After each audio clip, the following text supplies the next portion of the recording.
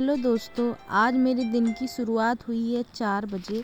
उठते ही मैं गई वॉशरूम में सबसे पहले मैंने किया ब्रश और ठंडे पानी से मुंह धुला। ठंडे पानी से मुंह धुलने से मेरी नींद एकदम से भाग गई। और आज मैंने कुछ टारगेट सेट किए कि मुझे सीडीपी का क्या क्या रिवाइज़ करना है, कैसे कैसे करना है। तो मैंने इस वीडियो में तो आपके साथ शेयर नहीं किया, लेकिन मैं अब जो नेक्स्ट वीडियो आएगी तो हमेशा आपके साथ टू डू लिस्ट शेयर करूँगी। मैं पूरे दिन का वीडियो आप लोग के साथ शेयर नहीं कर पाती हूँ, लेकिन आज से मैंने सोचा है जब तक केबीएस का एग्ज़ाम नहीं हो जाता तो मैं पूरे दिन का आपका वीडियो शेयर करूँगी आपके साथ। तो आते ही मैं बैठ गई, अपना सेटअप लगा लिया। सेटअप लगाते ही मैंने सोचा कि सबसे पहले मैं सीडीपी का करूँगी रिवीजन, क्योंकि सीडीपी में मैं जो भी पढ़ती हूँ मैं उसको ज़रूर रिवाइज़ करती हूँ। सीडीपी एक ऐसा सब्जेक्ट है जिसमें जितना रिवीजन करोगे उतना ज़्यादा कॉन्सेप्ट आपके क्लियर होंगे। तो मुझे सबसे पहले करना होता है रिवीजन, और जो रिवीजन स्लॉट होता है मेरा वो लगभग 1 घंटे का होता है। मैं रिवाइज़ करने के बाद फिर हिमांशी मैम के थ्रू मैं अपने नोट्स प्रिपेयर करती हूँ। तो मैं आज प्रिपेयर करूँगी यूनिट 3 के नोट्स, और मैंने 1 बाय 1 करके आपके साथ यूनिट 1, यूनिट 2, यूनिट 3 तक मैंने अभी तक शेयर किया है। तो मेरी सिर्फ 2 यूनिट बची हुई हैं। ये कल का मेरा टाइम स्लॉट है, तो मैंने लगभग कल 3 घंटे बैठकर पढ़ाई करी है। बकाया मैंने मोबाइल से जो वर्क किया है या फिर स्कूल में जो टाइम मिला मैंने वो पढ़ा, मैंने वो इंक्लूड नहीं किया।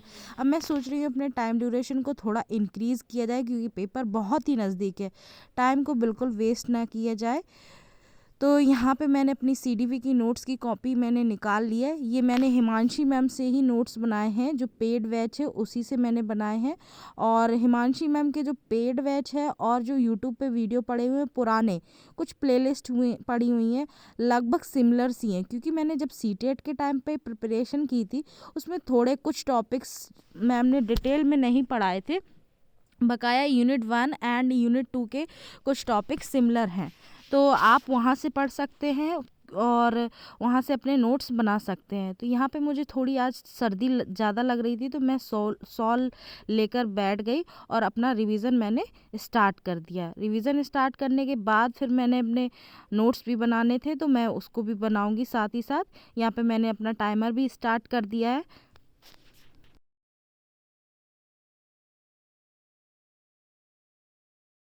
यहाँ पर कुछ लोग सोच रहे होंगे कि आप दिन भर इतना बिज़ी रहती हैं, तो आप कितने बजे सोती होंगी? तो मैं आप लोगों को बता दूँ, मैं 10 बजे के आसपास डेली सो जाती हूँ। मैं कोशिश करती हूँ जल्दी सोने की, लेकिन 10 साढ़े 10 डेली ही बज जाता है। जब 10 साढ़े 10 पे उठती हूँ तो लेकिन मैंने सोच रखा है मैं कितनी भी लेट सोऊँ, लेकिन मैं सुबह 4 बजे ज़रूर उठूँगी और मैं अपना स्टडी जो स्लॉट है मैं उसको ज़रूर कंप्लीट करूँगी। मेरा सुबह का मॉर्निंग का स्लॉट सीडीपी के लिए स्पेशली रहता है, और अगर टाइम बच जाता है तो मैं ईवीएस को भी कवर अप कर लेती हूँ। ईवीएस के जो भी नोट्स बनाने होते हैं उसका रिवीजन करना होता है, मैं उसको भी कवर अप कर लेती हूँ। सारे सब्जेक्ट को आप 1 बाय 1 करके रिवीजन करिए। जो भी आपका वीक पॉइंट है उसको ज़्यादा टाइम दीजिए। और जैसे सीडीपी हो गया और किसी का मैथ्स भी कमज़ोर है तो उनको आप ज़्यादा टाइम दीजिए। ज़्यादा टाइम ड्यूरेशन देंगे तो आपकी पढ़ाई, आपका जो रिवीजन है उससे आपको पढ़ाई में थोड़ी स्ट्रांगनेस दिखेगी। आपको भी मोटिवेशन फील होगा कि हाँ, मैंने ये टॉपिक पढ़ा है तो ये मैं बार बार पढ़ने से अब समझ में आ रहा है। क्योंकि सीडीपी तो एक ऐसा सब्जेक्ट है जो अगर आपने एक बार पढ़ लिया तो आप दूसरे टॉपिक पढ़ेंगे तो उसमें आप कन्फ्यूज़न क्रिएट हो जाता है। तो आपको इसको बार बार रिवीजन करना पड़ेगा। जितनी बार रिवीजन करेंगे उतना ज़्यादा कॉन्सेप्ट आपका क्लियर होगा।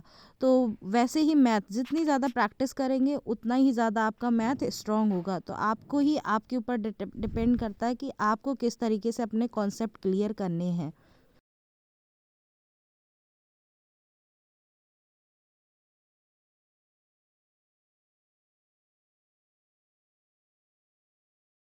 ये देखिए मैंने सीडीपी के कुछ नोट्स प्रिपेयर किए हुए हैं। तो इनको मैंने अपने मैम के बैच से ही नोट किए हैं, मैम के वीडियो से। तो सुबह ही मैं इनके नोट्स प्रिपेयर करती हूँ और बचे हुए टाइम में मैं रिवीजन करती हूँ। तो लगभग 2 घंटे की मैंने पढ़ाई की। 1 घंटे मैंने नोट्स प्रिपेयर किए हैं और 1 घंटे मैंने रिवीजन किया। उसके बाद मेरे पास टाइम बच गया था तो मैंने 1 घंटे ईवीएस को भी कवर अप कर लिया है। और फिर मैं लग गई अपने बाकी काम में। क्योंकि मुझे फिर स्कूल के लिए रेडी होना पड़ता है, ट्यूशन वाले बच्चे आ जाते हैं और अपना ब्रेकफास्ट भी प्रिपेयर करना होता है और रूम भी क्लीन करना होता है, क्योंकि स्कूल से आने के बाद मेरे पास इतनी एनर्जी नहीं रहती है कि मैं ये बकाया काम करूं। और सुबह सुबह अगर आप ये काम कर देते हो तो दिन भर के लिए फ्री हो जाते हैं। कोई भी हाउस वाइफ हो या फिर जिसकी फैमिली बड़ी हो, जिसको बहुत सारे काम रहते हैं, तो उनको यही करना है कि सुबह सुबह आधा घंटा अपना ये जो हाउस वर्क रहते हैं उनको आप निपटा लें। आधा घंटा 45 मिनट्स इज़ इनफ, और उतनी देर में आप सारे काम कर लें। बिना रुके हुए आपको सारे काम करने हैं। अगर आप रुके, आपने आराम करने की सोची या मोबाइल में कुछ करना है, तो आपका पूरा शेड्यूल डिस्टर्ब हो जाएगा। इसीलिए आपको बिल्कुल नहीं रुकना है और लगातार आपको काम करते रहना है। पढ़ाई के बाद मैं तुरंत ही लग जाती हूँ अपना काम करने में, क्योंकि मेरे पास बिल्कुल टाइम नहीं है, और ये टाइम तो बिल्कुल भी नहीं है कि आप आराम करें, आप अपने आप को रिलैक्स करें। तो आपको अपने गोल के लिए कुछ ना कुछ तो सैक्रिफाइसेस करने पड़ेंगे। आपको आराम नहीं कर पाएंगे आप, और आप साथ ही साथ अपने नींद से भी कॉम्प्रोमाइज़ करेंगे। तो यहाँ पर मैं स्कूल से आ गई थी, तो मेरे हस्बैंड ने भी खाना नहीं खाया था, तो मैं अपना खाना साथ में ही ले आई थी। अब ये टाइम है इवनिंग का। इवनिंग के बाद मैं जाती हूँ नीचे किचन में। तो हमारी जॉइंट फैमिली है, तो देखिए कितना सारा बर्तन पड़ा हुआ था, तो मैंने इनको धुल लिया। उसके बाद खाना प्रिपेयर कर दिया। खाना ये मैं आज बना रही हूँ बैगन का भरता, और इसमें मैं फ्राई करके बना रही हूँ। डेली के जो काम रहते हैं उनको आप थोड़ा फास्ट करिए, अपने काम को मल्टीटास्किंग करिए। जैसे आप सब्जी बना रही हैं तो दूसरे साइड आप आटा लगा लीजिए, जल्दी जल्दी रोटियां भी बना दीजिए। मल्टीटास्किंग करिए। किसी के ज़्यादा ध्यान मत रखिए कि कोई को गर्म खानी है, कोई को ठंडी खानी।